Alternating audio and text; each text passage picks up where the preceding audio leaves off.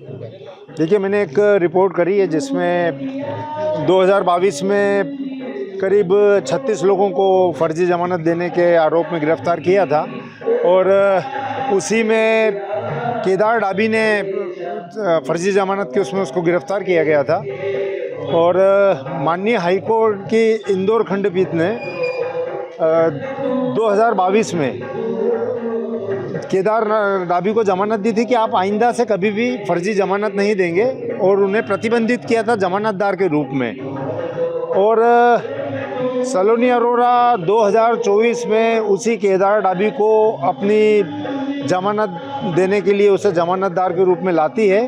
और माननीय high court ने जिन भूमि पर जिन फर्जी ऋण पुस्तिकाओं का जिक्र था जिस पर ज़मानत नहीं देनी थी और उसी पर इन्होंने मिलजुल कर साँठ-गाँठ करके और ज़मानत प्राप्त करी है। तो सभी चीज़ अब तो कोर्ट के साथ इन्होंने साँठ-गाँठ फर्जी दस्तावेज़ लगाए, कोर्ट के साथ जालसाजी करी है, तो सभी चीज़ें सामने आएंगी। और कानून बहुत गंभीर अपराध किया है इन्होंने, तो कानून उस पर सज़ा देगा इन्हें। अगर बात की जाए तो इनका पहला केस कौन सा था, किसको इन्होंने ब्लैकमेल करा था और करा? इन्होंने मेरे बड़े भाई कल्पेश याग्निक को षड्यंत्रपूर्वक और इन्होंने फर्जी ऑडियो को एडिटेट किया था। और अब मुझे बड़ी इस बात की खुशी है कि लोगों को इस मतलब इसे आज की शूर्पणखा बोलें या क्या बोले, मतलब मैं तो समझ भी नहीं आ रहा कि महिलाएं इस तरह से इस कदर लोगों को। कल्पेश याग्निक कोई नहीं, उसके बाद मेरे ख्याल से करीब 7-8 पत्रकारों को और भी इस तरीके से महिलाओं ने ब्लैकमेल किया है।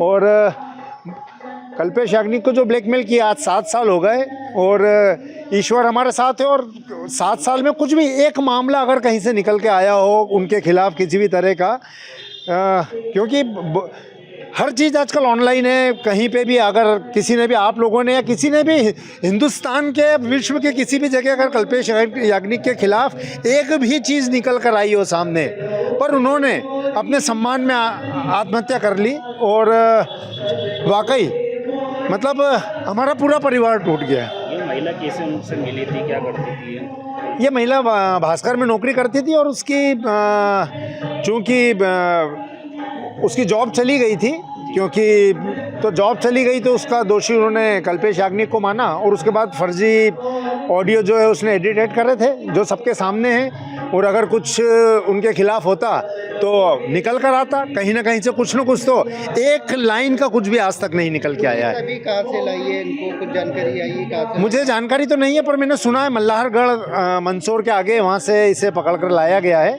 और आज एक नीमच में केस था, तो नीमच में केस में इसने एक कागज़ लगाए इसके वकील ने कि मेरे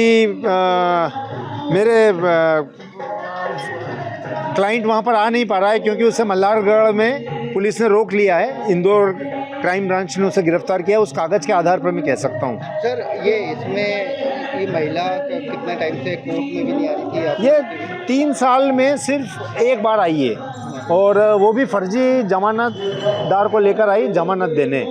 उसके अलावा ये कोर्ट में नहीं आती, कानून को ये कुछ भी नहीं समझती।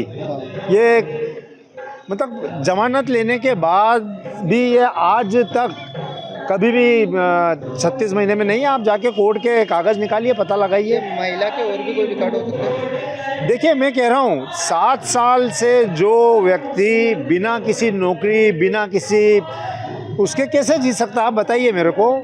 वो भी बम्बई जैसे शहर में बच्चे को बढ़िया ज़िंदगी देते हुए, कभी फ़्लाइट से इंदौर आ रही है, कभी नीमच जा रही है, तो इतना आसान नहीं है। पैसा लगता है, वो पैसा कमाने के लिए मेहनत करनी पड़ती है, और ये किसी भी संस्थान में नहीं है। कल्पेश वाले मामले में जो भी आरोपी है, केस चल रहा हो, उस केस के अलावा किस में आरोपी मुझे नहीं मालूम, उस वाले केस में आरोपी है। आपका नाम? मेरा नाम नीरज याग्निक।